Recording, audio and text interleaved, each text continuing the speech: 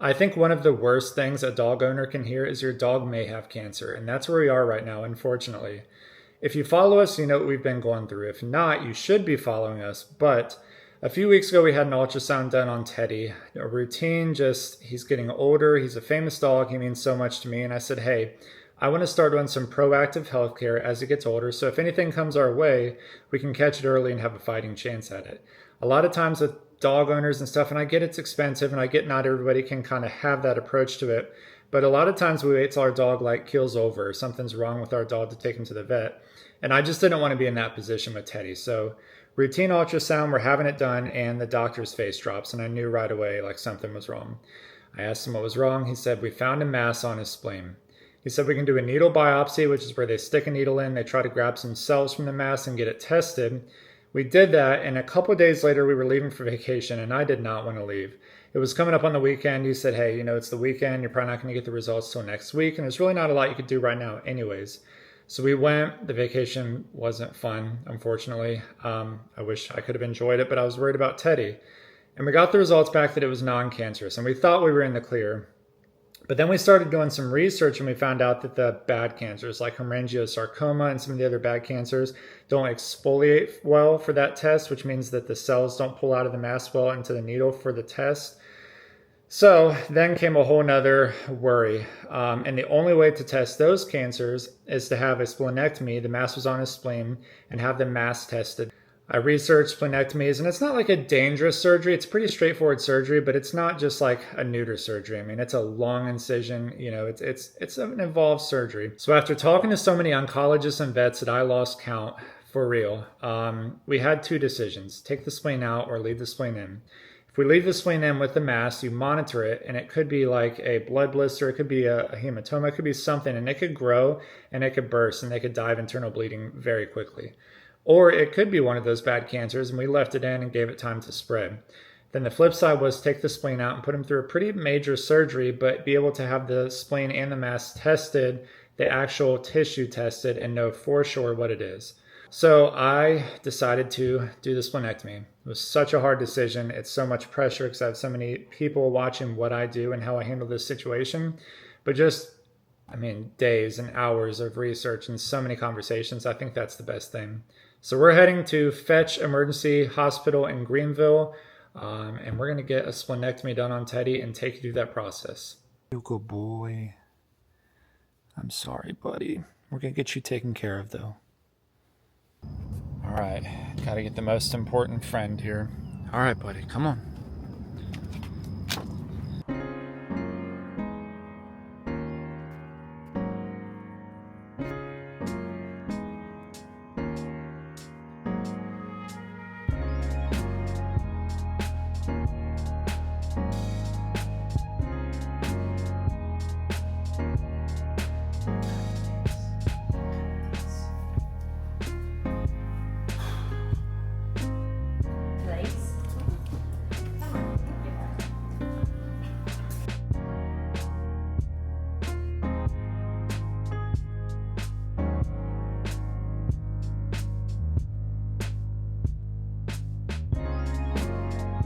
All right, we are back home for a minute. The surgery went great. The team at Fetch took great care of him. I hung around for most of the morning and afternoon. Obviously wanted to be there for the surgery, but also that critical time of waking up from anesthesia and all that. He is up now, still very loopy, so I can visit with him in a bit, but we ran home to get some clothes. We're going to stay at a hotel right across the parking lot just to be close, and that way I can check up on him. We're going to head out and visit him now, though. We'll see how he's doing.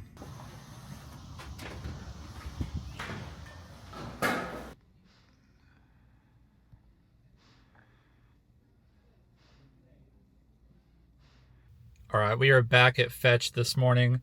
Didn't sleep much last night. Tried not to bother them because I know they have a job to do, but also was worried about Teddy. I called probably every 3 or 4 hours just to get a quick update on him. Did good throughout the night. Was a little bit nervous. Teddy's kind of a stress ball. That's no surprise there. Seems to be doing good this morning. I'm going to go in and visit him for a little bit. They're probably going to do another ultrasound, maybe some more blood work, and hopefully this afternoon I can take him home if he's doing well. I know this is the safest place for him to be in recovery, so if he needs to stay, I want him to stay. But obviously, I'm sure he would rather be at home as well. So we're going to go in and visit him, and we'll go from there.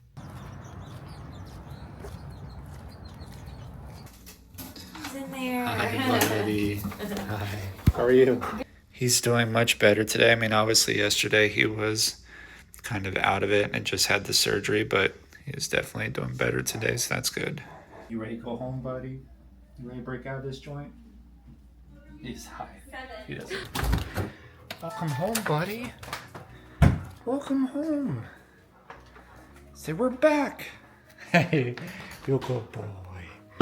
You happy to be home? Come here, let me show you your bed I got set up for you. Come here. Let me show you your new room here for a little bit. I got lamb chops in there. Got you some snacks. What you think? Time for surgical suit. Oh, I hate that. It's leg. It's okay. It's gonna be too small.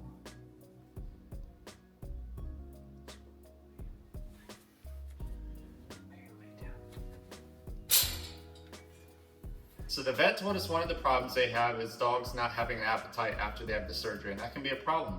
They need an appetite to eat food, to get nutrients, to help heal. We haven't had that problem with Teddy because he eats the farmer's dog. He loves it. Whether he's not feeling the best or he's feeling great, he loves the farmer's dog, and it's not hard to see why. So one of my favorite things about the farmer's dog, and what's helped us out a lot during this process, is it's delivered right to your front door. So this box comes to your front door. All of the packages are pre-portioned just like this. There's no guesswork, and there's no having to run to the store to get food. It's helped us out a lot, and it's helped me stay close to Teddy. Turkey is his favorite, so we're gonna give him some turkey tonight, and he's gonna love that. I mean, check this out. You can actually see the big chunks of turkey in there, the vegetables. It's good stuff. So we're gonna give this to Teddy. You ready? Okay, here you go. If you click the link down below in our description, you'll get 50% off your first order and free shipping. The farmer's dog is gently cooked human-grade dog food made with real meats and veggies, and I'm confident your dog will like it just as much as Teddy does. All right, we were on day 3. Yesterday and today have been kind of rough. He's been in some pain. This is kind of the hardest part of the recovery process because he's coming off of all the meds that the hospital gave him, the good stuff. So we're trying to make him comfortable. We're just chilling out, watching movies. I've been in this cage with him for the last day, day and a half, and we'll probably be here for the next day, day and a half. I'm kind of living in here right now. I've got the crazy hair going on.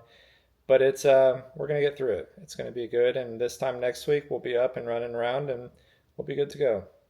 All right, guys. I'm down here on the floor with Teddy because this is where he's comfortable right now. But we just got huge news. Torgen called us, and Teddy does not have cancer.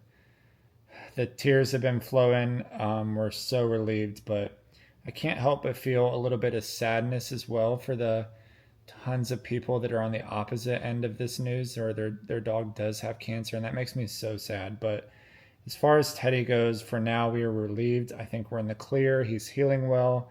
Torgen delivered the news. So a quick story about Torgen. We actually met the CEO of the company. Her name's Ashley. And when we were waiting for Teddy's surgery and when he was recovering, she actually flew down from Connecticut to get Teddy's spleen personally to carry back to their labs so it wouldn't get lost, or, and not that that would be their fault, but in the mail or anything like that. And that was amazing. So she carried it back directly to their lab. They did a quick test on it. And yeah, we got the results back, and he does not have cancer. We are so relieved. It's been a stressful month. But we are in the clear, hopefully. He's healing well, and we're going to get back to life as we know it soon, buddy. He's passed out. So it's day 5. The last 24 hours, he's made a huge improvement, and so much so that he's becoming a handful now. He wants to hop up on the couch. He wants to run out in the yard. So we have to keep him on a leash everywhere we go. We've had to turn the cushions up so he can't get on the couch, but that's a good sign. It means that he's getting back to his old Teddy self. It's okay. All right, everybody. Day 6 was easy. Today's day 7. Life is getting back to normal. Teddy's doing great. He's still on his meds to keep him calm, so he's a little bit sleepy, but in the next couple of days, he'll get his sutures out, and we'll be getting back to the videos, so we're excited for that. A lot of people have asked why we did an ultrasound. I know I kind of touched on it earlier, but Teddy's getting older. Too many people wait till something's wrong with their dog to do something. And I know the vets are expensive, and I know things aren't as easy as that. But if you can, just be proactive with your dog's health. That's what I'll close with saying. So we appreciate you following the journey with us. We'll be back soon making our funny videos. And if you haven't, please like, subscribe, and we'll be back. He's ready to take a nap.